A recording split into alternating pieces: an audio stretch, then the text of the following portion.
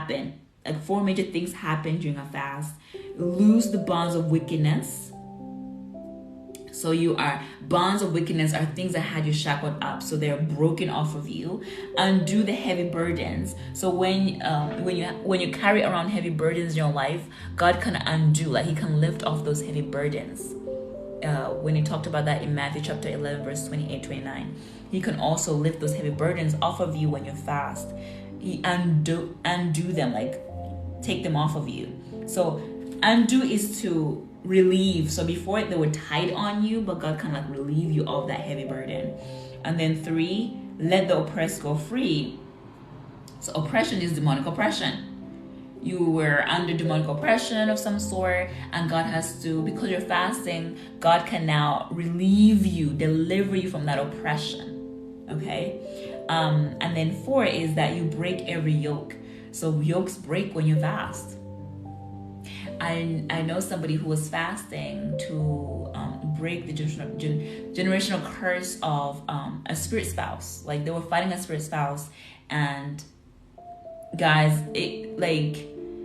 there's different levels to bondage. There's different levels of oppression. Some spirit spouse are something that you took upon yourself by doing something that was ungodly, and those are kind of easier to break out of because that is, you are the first generation for that spirit. So it's easier to break out of that. But when it has come down the bloodline, it's much harder because every generation it gets stronger and stronger, unfortunately. So this person was trying to break out of a spirit spouse situation, but it was generational, right? It had come down the bloodline. And every time we would pray, it would not be uprooted from the roots, just the branches will fall off. I talked to God about this morning. The branches, like I would pray and I would feel released, like it's broken, but what I was breaking was not the actual root. I was breaking off like the branches or like part of the tree, but not the entire thing.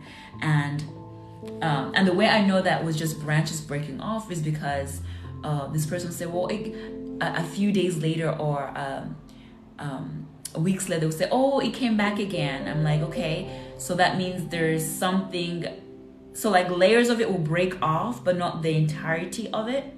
And in order for the entirety to break out, I had to tell this person, I need to go on a fast and ask God to reveal to you what is the root of this spirit spouse. What is the legal right it has in your life? Because if we don't have the legal right, we can't close our door.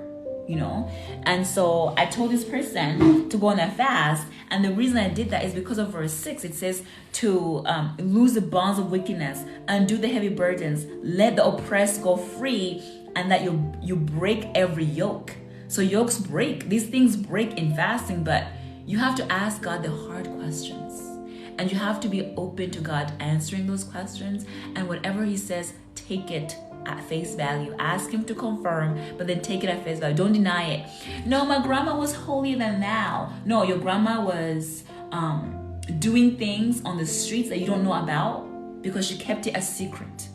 But because there's no secrets in the spiritual realm, there's actually demonic oppression in your life because of grandma being in the streets with other men.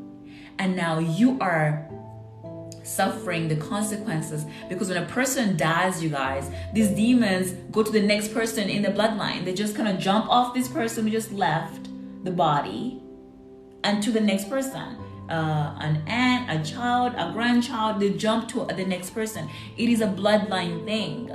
Okay, so don't go into this thing of, oh, but my grandma, I knew her, she was perfect. She may have been perfect in the last 5 years, but her years of being a young adult, like 20s, 30s, 40s, she was living her best life in the streets, doing whatever she wanted to do. And because of that, there's bondage in your family.